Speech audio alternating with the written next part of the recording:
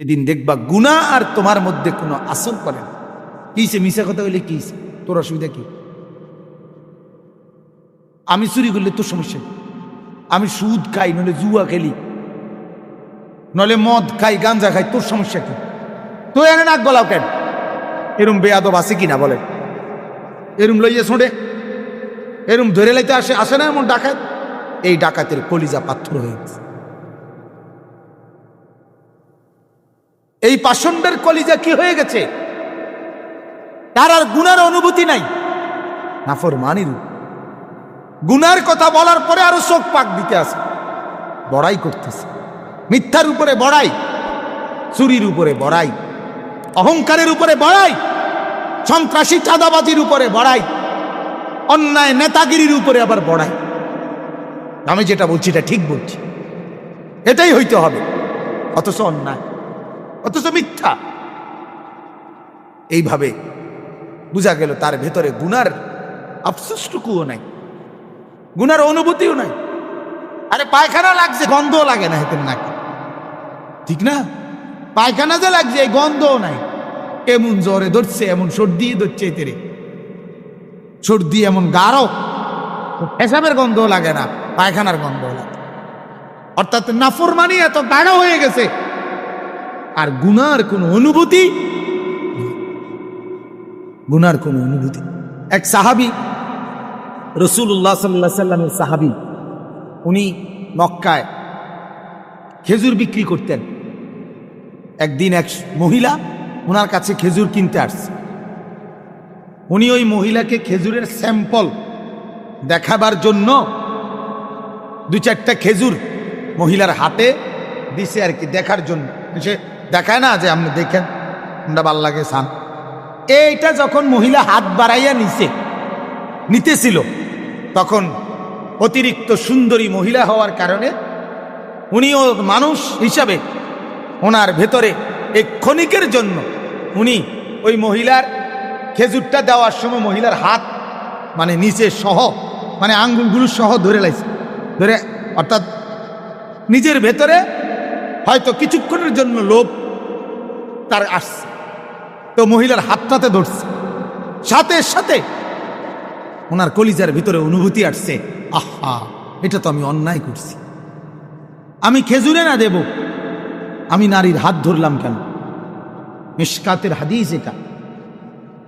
সাথে সাথে ওই সাহাবী আল্লাহর নবীর কাছে আয়েশা বলছে, ইয়া রাসূলুল্লাহ আকিম আলাইয়াল হাদ, হে আল্লাহর নবী, আমার উপরে শাস্তি প্রয়োগ করেন,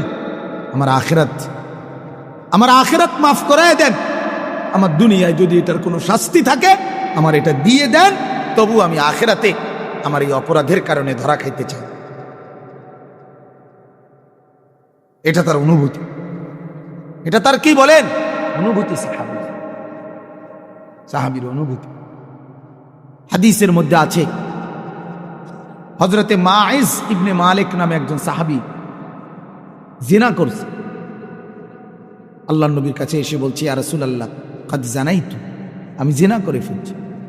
আল্লাহর নবী ফালতাফাতা, অন্যদিকে চেহারা ফিরাই দিয়েছেন।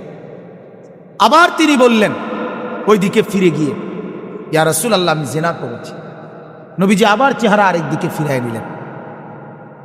উনি আবার বললেন, ইয়া রাসূলুল্লাহ আমি জিনা করে ফেলেছি, আমাকে শাস্তি দেন, আমার উপরে হদ শরীয়তের বিধান কায়েম করেন, আমার আখিরাত পরিষ্কার করে দেন, আমার আখিরাত বরবাদ হয়ে যাবে, নাই তো আমি এখন ফয়সালা বিচার মানতে রাজি, আমার রায় এখন করে দেন।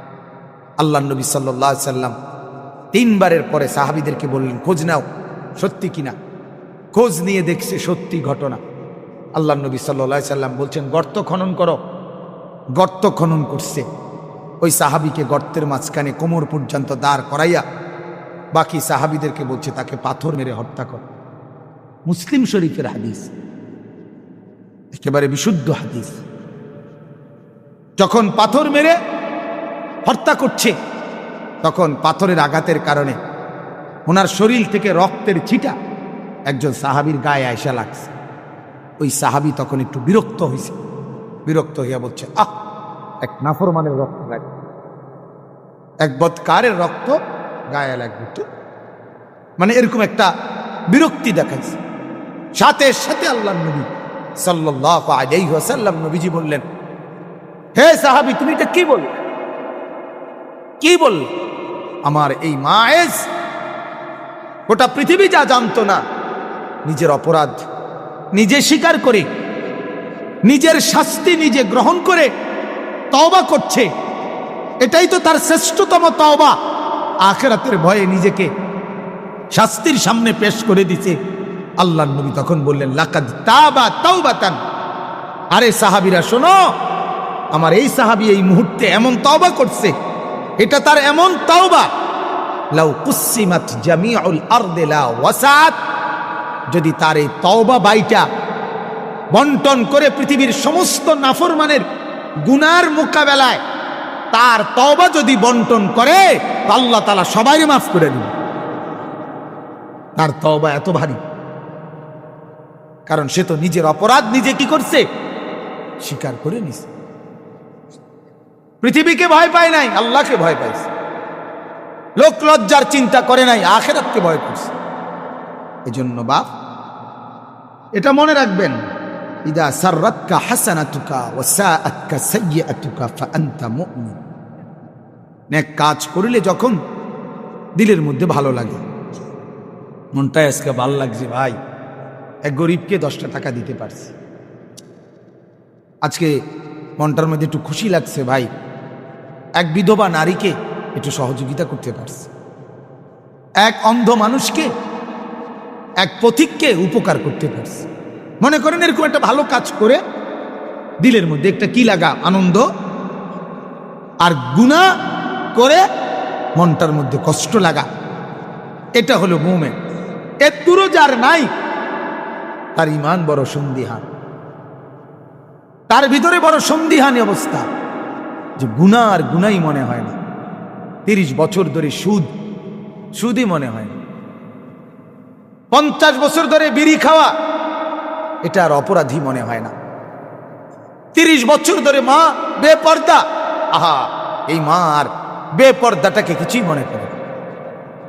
আজ 20 বছর ধরে এই ঘরে রঙিন টেলিভিশন সবাই দেখছে, ঘরওয়ালাদের গা সহে গেছে, এটাকে আর গুনাহই মনে হচ্ছে। এটা মার কাছেও মনে হচ্ছে না, ছেলে নাতি কারো কাছে গুনাহই মনে হইতেছে না, একবারে স্বাভাবিক। বাহ, মানে নুডলস খাইতে খাইতে টেলিভিশন দেখতেছে, চা খেতে খেতে নাচ দেখতেছে, নাস্তা করতে করতে বিস্কিট খাইতে খাইতে আয়েশি ভাবে সোফার মধ্যে ভাবে পাও দিয়া, একবারে ঠ্যাঙ্গের উপরে ঠ্যাং দিয়া আরামসে চা খাইতেছে আর টেলিভিশন, মানে গুনাহকে উপভোগ করছে। কথা বোঝেন নাই? নাফরমানিটারে কি করতেছে? আহা, আনন্দ করছে। এই কলিজা কেমন কলিজা, এই দিল কেমন পাথর দিল, এই দিল কেমন অহংকারী দিল। বাতারুল হক, নবী বলছে, আল্লাহ এবং তার রসুলের কোন হক বিধানকে অবজ্ঞা করা, এটাই হচ্ছে অহংকারের প্রথম পরিচয়। সে মুতাকাব্বির, অহংকার। আর আল্লাহর নবী বলেন, আলাইসা ফি জাহান্নামা মাসওয়াল লিল মুতাকাব্বিরিন। আল্লাহ বলে জাহান্নাম হলো অহংকারের ঠিকানা। আল্লাহ পাক হাদিসে কুদসিতে বলে, অহংকার আমার চাদর, আল কিবরিয়াউ রিদাই, অহংকার আমার চাদর।